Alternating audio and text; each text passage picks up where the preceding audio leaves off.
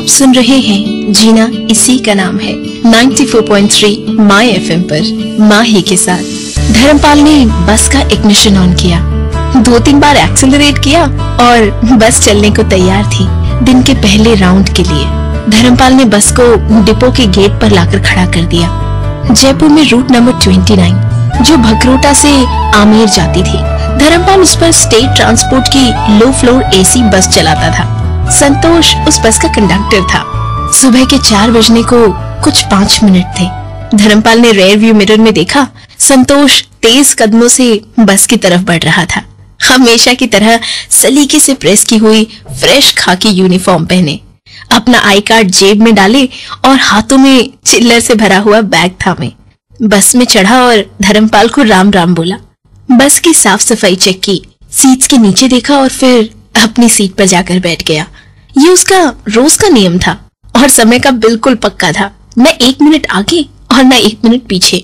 बस को बिल्कुल सही समय पर चलवाना, जरूरत से ज्यादा सवारी ना भरना, हमेशा खुले पैसे रखना, मंथली पासेस चेक करना और महिलाओं की सीट पर आदमियों को ना बैठने देना, ये सब संतोष के लिए ड्यूटी नहीं नियम थी। मजाल जो कभी कोई सवारी आगे के गेट से चढ़ जाए, कभी कोई बस के अंदर झगड़ा कर दे, फिर तो वहीं बस रुकवाकर उतार देता उन्हें। नियम तोड़ने वालों के लिए उसके पास एक ही जवाब होता था, ये सब मेरी बस में नहीं चलेगा।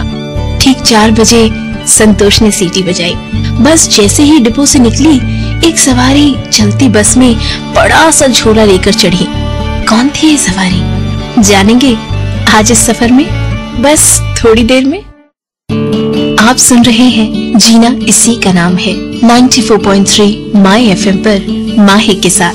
रूट नंबर 29 की लो फ्लोर एसी बस जो भगरोटा से आमेर जाती है चल पड़ी। इतनी सुबह इक्का दुक्का सवारियां ही चढ़ती हैं बस में, पर क्या करें, ड्यूटी तो ड्यूटी है। हालांकि सर्दियों को अलविदा कहे गर्मी के मौसम ने दस्तक दे ही दी थी कि पिछली रात हुई तेज झमाझम ओलों की बारिश ने एक बार फिर ठंड बढ़ा दी। अंधेरा आसमान अभी भी बादलों से ढका हुआ था। हवा में अजीब सी चुभन थी। उस पर सुबह 4 बजे का समय, रेनकोट पहने और बगल में बड़ा सा झोला लटकाए, मुंह पर स्कार्फ बांधे, कुर्ते पजामे में एक सवारी चढ़ी और पीछे की सीट पर जाकर बैठ गई।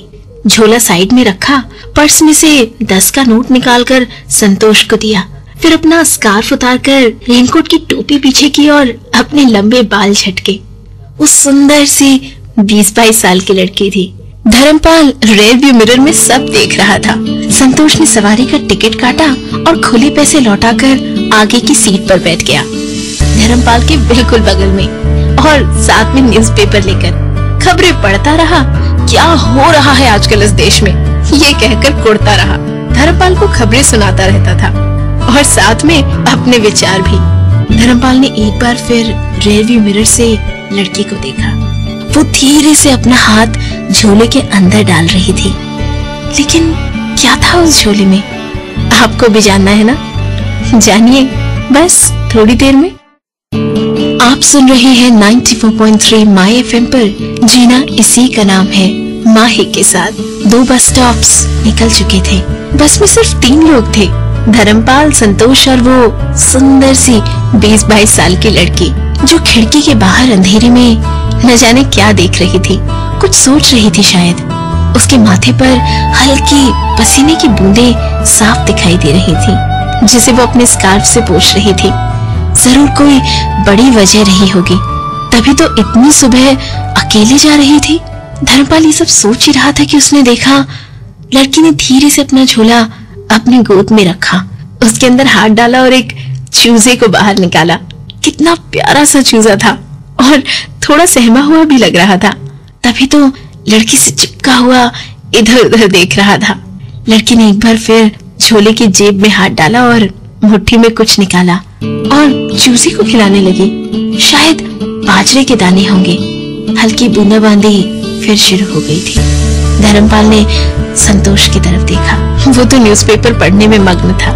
एसी बस में जानवर, अगर संतोष ने लड़की के हाथ में चूजा देख लिया तो न जाने कितना गुस्सा करेगा। धर्मपाल मन ही मन ये सोच रहा था। वो नहीं चाहता था कि संतोष की नजर लड़की की हथेली के ऊपर बैठे चूजे पर पड़े। लेकिन क्या वो लड़की और चूजे को संतोष की नजर से बचा पाएगा? आपको भी पता चलेगा बस थोड़ी देर में। आप सुन रहे हैं जीना इसी का नाम है 94.3 माय एफएम पर माही के साथ। बारिश बहुत तेज हो गई थी। ऐसा लगता था जैसे बस के शीशे तोड़ देंगी ये बूंदे। धर्मपाल ने वाइपर चला दिया और संतोष से फिल्मी खबरें पढ़कर सुनाने के लिए कहा। संतोष को फिल्म देखने के अलावा चटपटी फिल्मी खबरें पढ़ना बहुत पसंद था। और आज तो बुधवार है। आज के दिन तो न्यूज़पेपर के साथ एक अलग फिल्मी खबरों का पेज आता है। संतोष मजे से उसे उठाकर फिल्मी किस्से पढ़ने लगा। अगला big boss Shahrukh Khan host करेंगे। कटरीना कैफ ने कई बड़ी फिल्म के लिए आइटम सॉन्ग्स के ऑफर ठुकराए, वगैरह वगैरह। साथ ही हर खबर पर ओहो आहा करके अपने कमेंट्स भी दे रहा था। वैसे कुछ भी कहो, ये आमिर खान ने ना, कहते कहते संतोष रुक गया। उसकी नजर धर्मपाल को घूर रही थी, जो उसकी बड़बड़ से बेखबर रियरव्यू मिरर में उस लड़की को देख रहा था, जो बड़े प्यार से चूजे के सिर पर उंगली फेर रही थी। संतोष की नजर पीछे मुड़ी, बस में बैठी उस लड़की की तरफ, और फिर धर्मपाल की तरफ देखा। धर्मपाल के चेहरे पर चोरी पकड़े जाने के भाव थे और संतोष के चेहरे पर एक अजीब सी टेढ़ी मुस्कुराहट। उफ, अब क्या होगा पता चलेगा बस कुछ देर में। आप सुन रहे हैं जीना इसी का नाम है, सिर्फ 94.3 माय एफएम पर माही के साथ। संतोष उठकर लड़की की तरफ जा रहा था। धर्मपाल ने रियरव्यू मिरर में देखा, उसे संतोष के पीछे और लड़की का चेहरा दिख रहा था। संतोष ठीक लड़की के सामने जाकर खड़ा हो गया। वो कुछ बोल रहा था, लड़की भी कुछ बोल रही थी, लेकिन बस की गड़गड़ाहट में कुछ सुनाई नहीं दे रहा था धर्मपाल को बहुत इरिटेशन होने लगी, ये सोचकर कि दोनों के बीच आखिर क्या बात हो रही है। क्यों गया था संतोष उसके पास, और अब तो उसने चूजे को भी देख लिया था। उसने लड़की को देखा, वो चूजे को सीने से लगाए आग्रह भरी निगाहों से संतोष को देख रही थी। बेवकूफ लड़की, चूजे को छुपा क्यों नहीं लिया अपने झोले में। एक बार को धर्मपाल को लगा कि बस रोक दे और संतोष से बेचारी लड़की की सिफारिश करे। तभी संतोष ने सीटी बजाई और लड़की उठ खड़ी हुई। धर्मपाल ने रियरव्यू मिरर से लड़की को अपना झोला उठाकर बस के पीछे की ओर जाते हुए देखा और फिर साइड मिरर से उसे उतरते हुए देखा। धर्मपाल को बहुत गुस्सा आया। संतोष, तुमने उस लड़की को उतरने के लिए क्यों कहा? उसने भड़कते हुए पूछा। नियम है दोस्त, तुम्हें पता है कि बस में जानवरों का लाना मना है, ये नियम है। वैसे भी लड़की को 2 स्टॉप बाद ही तो उतरना था। संतोष ने रूखेपन से दो टूक जवाब दे दिया। लेकिन क्या धर्मपाल कुछ नहीं कहेगा, उसे समझाएगा नहीं? पता चलेगा बस थोड़ी देर में।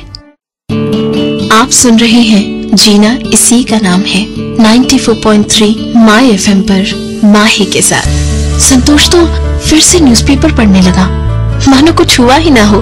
धर्मपाल से रहा नहीं गया, उसने पूछ ही लिया, लड़की को ऐसे मौसम में बस से उतारकर अच्छा नहीं किया तुमने संतोष। अरे बड़ा जानवर होता तो तुम्हारा नियम बिल्कुल सही था, पर इतना सा चूजा, वो भी लड़की की गोद में था, ये कैसा नियम है जिससे लोगों को परेशानी हो? धर्मपाल ने चिढ़ते हुए कहा। यही नियम है और सबके लिए है, बिना न्यूज़पेपर से सिर उठाए संतोष ने जवाब दिया। वो तो नियम की रट लगाए हुए था और धर्मपाल को दुख था संतोष के इस बर्ताव पर।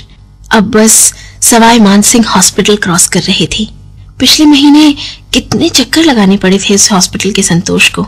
संतोष का बेटा स्कूल में खेलते वक्त झूले से गिर गया था और सिर में बहुत गहरी चोट आई थी। काम छोड़कर भागा था संतोष अपने बेटे को लेकर हॉस्पिटल।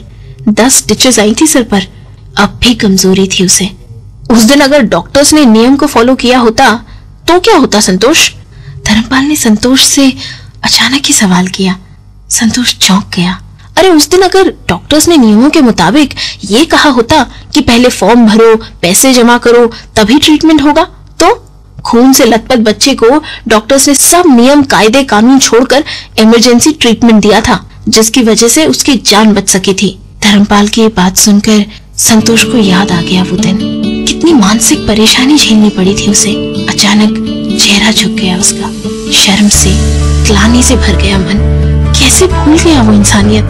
नियम कायदे सब अपनी जगह हैं और इंसानियत अपनी जगह। इंसान नियम बनाता है, नियम इंसान को नहीं। संतोष उठकर बस के पीछे अपनी सीट पर जाकर बैठ गया। धर्मपाल ने रेयरव्यू मिरर से उसे देखा। चेहरा और कंधे झुके हुए थे।